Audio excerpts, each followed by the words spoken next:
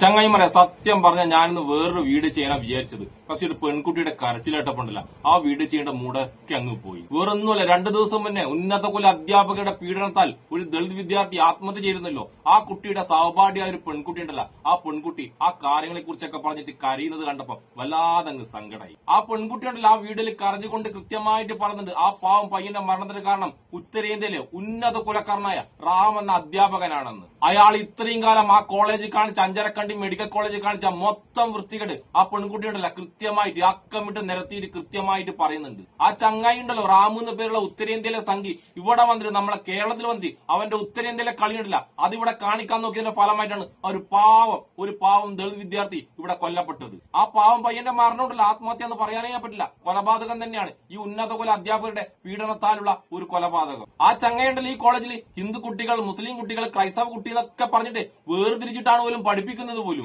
എന്തായാലും ഞാൻ ആ പെൺകുട്ടി ഉണ്ടല്ലോ വളരെ സങ്കടത്തോട് പറഞ്ഞ കാര്യങ്ങൾ ഇവിടെ വെക്കാം. കേൾക്കാത്തവരുണ്ടെങ്കിൽ ഒന്ന് കേട്ടു നോക്ക്.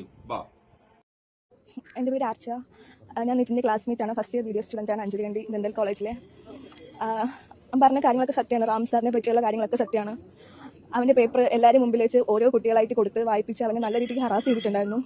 അവന് മാത്രമല്ല ക്ലാസ്സിനെ ഫുൾ ബോഡി ഷെയിം ചെയ്യാണ്ട് എന്നെ ഫാറ്റി ഗേൾ എന്ന് വിളിക്കാണ്ട്, നിറം കുറവാണെങ്കിൽ കറുത്തിട്ടാണ് പറയാറുണ്ട്. നിറം കൂടി കുട്ടിയാണെങ്കിൽ യു ലുക്ക് ലൈക്ക് സിൻഡ്രല്ല എന്നും പറയാറുണ്ട്. നമ്മളൊക്കെ അപ്പോൾ അങ്ങ് അടിച്ച് താത്താ സംസാരിക്കുന്നത്. ഇപ്പം ഈ ഇൻസിഡന്റ് കഴിഞ്ഞ ശേഷം സീനിയേഴ്സ് നമ്മളോട് പറയുന്നുണ്ട് അവർ ഇങ്ങനെ ഒരു ട്രോമ കടന്നിട്ട് വന്നേ, അവരും സൂയിസൈഡ് അറ്റം വരെ എത്തിയിട്ടുണ്ട്. ഇതിന് മുന്നേ നമ്മളിട്ട് പറഞ്ഞു റാമെന്ന് സാറുണ്ട്, എല്ലാവരും നോക്കുക, സാർ എന്താണ് പറഞ്ഞത് അത് ചെയ്യുക, സാർ അറ്റൻഡൻസ് കളയും. അതാണ് നമ്മൾ എത്രയും പേടി. അറ്റൻഡൻസ് ഇല്ലെങ്കിൽ എക്സാം പോലും എഴുതാൻ പറ്റത്തില്ല. ക്ലാസ്സിൽ കയറി അന്നത്തെ ദിവസം കളയും, പിറ്റേ ദിവസം കളയും, ഒരു മാസത്തെ വേണമെങ്കിൽ അങ്ങനെ കളയും. അത് പേടിച്ചിട്ട് ക്ലാസ്സിൽ പോകണേ. ക്ലാസ്സിൽ പോകുമ്പോൾ തന്നെ പറയും നിങ്ങളൊന്നും പഠിപ്പിക്കത്തൊന്നുമില്ല, മതപരമായ കാര്യങ്ങളും ബോഡി ഷേമിംഗും മാത്രം. 1 മണിക്കൂർ ക്ലാസ് എങ്കിൽ 55 മിനിറ്റും അത് മാത്രമേ പറയത്തുള്ളൂ. 5 മിനിറ്റ് മാത്രം ക്ലാസ് എടുത്തിട്ട് പോയി ഒന്നും പഠിപ്പിക്കാറില്ല. അങ്ങനെ പിറ്റേ ദിവസം നമ്മൾ ടെക്സ്റ്റ് വായിച്ചാൽ ചോദിക്കും, പഠിപ്പിച്ചാലേ ടെക്സ്റ്റ് വായിക്കാൻ പറ്റത്തുള്ളൂ.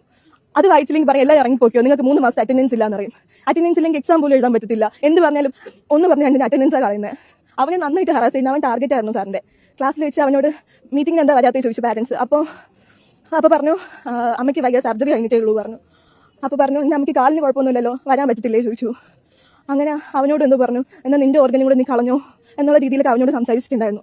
എൻ്റെ ക്ലാസ്സിലിരിക്കുന്ന കുട്ടിയെ വേറെ കുട്ടി കൊണ്ട് അടിപ്പിക്കുക, അടിച്ച് ശരിയായില്ലെങ്കിൽ ചോദിക്കും നീ എന്താ ട്രാൻസ്ജെൻഡർ ആണോ, ഗേ ആണോ എന്നൊക്കെ ചോദിക്കും. നമുക്കൊന്നും മിണ്ടാൻ പറ്റത്തില്ല അവിടെ. ഞങ്ങൾക്കിപ്പോൾ കംപ്ലയിന്റ് ചെയ്തിട്ടില്ല എന്ന് തന്നെ പറയും. പേടിച്ചിട്ടാണ് കംപ്ലയിന്റ് ചെയ്യാതെ. ചെയ്യുമ്പോൾ പിന്നെ സാർ അറിഞ്ഞിട്ട് എന്താ ഇനി പറയാൻ പോകുന്നത്, ഇനി നമ്മൾ എന്താ ചെയ്യാൻ പോകുന്നത്, നമ്മൾ എക്സാം തോപ്പിക്കും, 5 വർഷത്തെ കോഴ്സ് 10 വർഷം 12 വർഷം ഇരിക്കേണ്ടി വരും. ആ ഒരു ടെൻഷൻ കാരണം ആരും ഒന്നും ചെയ്യാറില്ല. സാറിന് സസ്പെൻഷൻ എന്തോ കഴിഞ്ഞ വർഷം എന്തോ കിട്ടിയിട്ടുണ്ടായിരുന്നു പറഞ്ഞു. സാർ ക്ലാസ്സിൽ പറയുന്നത് എനിക്ക് സസ്പെൻഷൻ കിട്ടിയാലൊന്നുമില്ല, അതിനെക്കാട്ടി ഞാൻ ഊർജ്ജത്തോടെ ഞാൻ ക്ലാസ്സിൽ വരും, നിങ്ങൾ കംപ്ലയിന്റ് ചെയ്തോ, എന്താണെന്ന് വെച്ചാൽ കംപ്ലയിന്റ് ചെയ്തോ, എനിക്ക് കുഴപ്പമില്ല. ക്ലാസ്സിൽ പബ്ലിക്കായിട്ട് പറഞ്ഞിട്ടുണ്ട് ഞാൻ ഒരാളെ കൊന്നിട്ടുണ്ട്, എല്ലാം സത്യ. ആ കുട്ടി പറഞ്ഞതൊക്കെ സത്യ, ഇതിലൊന്നും കള്ളത്തിനൊന്നുമില്ല. വിദ്യാർത്ഥികൾ വരാത്ത സാഹചര്യം തന്നെ എല്ലാവർക്കും ഒരു ഷോക്കായിരുന്നു. ഇതാരും ഒന്നും പ്രതീക്ഷിച്ചില്ലായിരുന്നില്ല. പെട്ടെന്ന് ഇങ്ങനെ നമ്മൾ ഫുഡ് കഴിക്കാൻ പോയപ്പോൾ നിതിൻ വീണു എന്ന് മാത്രം അറിഞ്ഞപ്പോൾ എല്ലാവരും ഫുഡും കാണിട്ട് എല്ലാവരും ഓടിയപ്പം അവിടെ ഫുൾ എന്താണെന്നറിയില്ല, എല്ലാവരും അങ്ങോട്ടും ഇങ്ങോട്ടും ഓട്ടം, ടീച്ചേഴ്സ് ഓട്ടം, സാറന്മാരോട്ടം, എല്ലാവരും എന്താണെന്നറിയില്ല, എല്ലാവരും ഷോക്കായി ഇപ്പോൾ തളർന്നു പോയി. മരിച്ചെന്ന് പറഞ്ഞപ്പോൾ എല്ലാവർക്കും ഒരേപോലെയായിരുന്നു. എല്ലാവരും ഒന്ന് എന്താ പറയേണ്ടതെന്ന് അറിയില്ല, ആരും പ്രതീക്ഷിക്കാത്ത ഒരു സാഹചര്യമായി പോയി. നമുക്ക് എല്ലാവർക്കും ഇങ്ങോട്ട് വരണമെന്നുണ്ടായിരുന്നു, പക്ഷേ ഇവിടെ വന്ന് മാനസികാവസ്ഥ ശരിയല്ല. ഞാൻ പോലും ഇന്നത്തെ ദിവസം ഒന്നും കഴിച്ചിട്ടില്ല, നമുക്ക് കഴിക്കാൻ പോലും പറ്റുന്നില്ല, എന്താ ചെയ്യേണ്ടതെന്ന് അറിയില്ല. ഇനിയിപ്പോൾ ഇത് പറഞ്ഞിട്ട് എന്റെ ജീവിതം എന്താവുന്ന പോലും എനിക്കറിയില്ല. പക്ഷെ എനിക്കിത് പറയണം, എനിക്ക് രാത്രി ഉറങ്ങാൻ കൂടി പറ്റുന്നുണ്ടായിരുന്നില്ല ഇത് പറയാണ്ടിരുന്നിട്ട്. നിതിന്റെ ബെസ്റ്റ് ഫ്രണ്ട് ഞാനെന്ന് എപ്പോഴും പറയുന്നത് അവൻ. എന്റെ അടുത്ത് കഴിഞ്ഞ ആഴ്ച നമ്മൾ ഇങ്ങോട്ട് വന്നേ, വീട്ടിലേക്ക് നമ്മൾ വന്നേ. അപ്പം ഇങ്ങനെ സംസാരിച്ചിട്ടുണ്ടെങ്കിൽ സാറിനെ പറ്റി സംസാരിച്ചിട്ടുണ്ട്, അല്ല വേറെ കാര്യങ്ങളൊന്നും സംസാരിച്ചിട്ടില്ല. നമ്മൾ കാഷ്വാലിറ്റി നിന്നപ്പോൾ പേഷ്യൻസ് പറയുന്നുണ്ടായിരുന്നു അവൻ ആ മോളിൽ നിന്ന് സാറിനെ കണ്ടിട്ടുണ്ടായിരുന്നു, അപ്പം പെട്ടെന്നായിരുന്നു എല്ലാം എന്നുള്ള രീതി സംസാരിച്ചിട്ടുണ്ടായിരുന്നു. അല്ലാതെ വേറെ ടോക്കൊന്നും അതിനെ പറ്റി വന്നിട്ടില്ല. ഇല്ല, അന്ന് ക്ലാസ്സിൽ നിതിൻ വന്നിട്ടില്ലായിരുന്നു. നമുക്ക് 1 മണിക്കൂർ ക്ലാസ് ഉണ്ടായിരുന്നു. അവൻ ബി ബാച്ചാണ്, ഞാൻ എ ബാച്ചിന്റെ എന്തെങ്കിലും ലാബ് ഉണ്ടായിരുന്നു, ക്ലാസ് ഉണ്ടായിരുന്നു. പക്ഷേ ബി ബാച്ചിന് അന്നത്തെ ദിവസം ക്ലാസ് മാത്രമേ ഉണ്ടായിരുന്നുള്ളൂ. അവൻ ക്ലാസ്സിൽ വന്നിട്ടില്ലായിരുന്നു. നമുക്ക് 2 മണിയുടെ ക്ലാസ് ഉണ്ടായിരുന്നു. ക്ലാസ് കഴിഞ്ഞ് ഞാൻ കണ്ടിട്ടില്ല, ഏതോ 2 കുട്ടികളെന്തോ നിതിനെ കണ്ടു എന്ന് പറയുന്നത്, പക്ഷേ ബാക്കി ആരും കണ്ടിട്ടില്ല. എനിക്ക് ഫുഡ് കഴിക്കാൻ ഫുഡ് എടുത്തപ്പോഴേ ഇത് അറിയുന്നത്, അപ്പോഴേ തന്നെ എല്ലാവരും പോയി.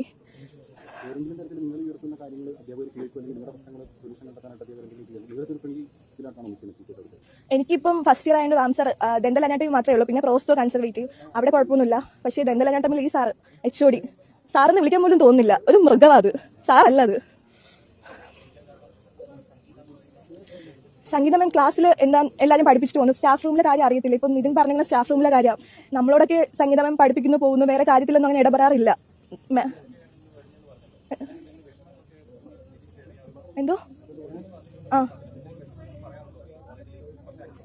അവൻ പറഞ്ഞിട്ടുണ്ട് ഇങ്ങനെ ലാസ്റ്റ് ക്ലാസ്സിൽ അവനെ പുറത്താക്കിയപ്പോൾ അവൻ ചോദിച്ചിട്ട് എന്നെ മാത്രം എന്തിനാ ഇങ്ങനെ ടാർഗറ്റ് ചെയ്യുന്നത്, ഞാൻ എന്താ ചെയ്തേ? ഞാൻ പറഞ്ഞു നീ കൂളാ, നമുക്ക് നോക്കാം.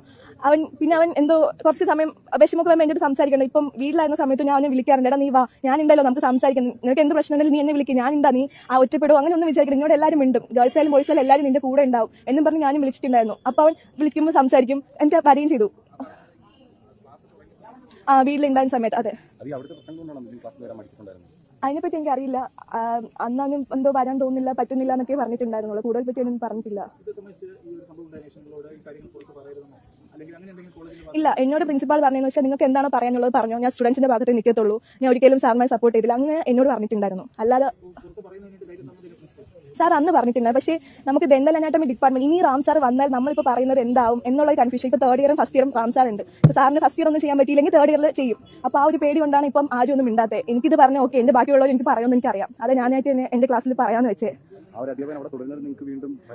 ഉണ്ട്. അങ്ങനെ പഠിപ്പിക്കാനേ വരാൻ പാടില്ല. ഒരു കോളേജിലും ഒരു സ്റ്റുഡൻസിനെയും പഠിപ്പിക്കാൻ പാടില്ല. അങ്ങനെ പാടില്ല.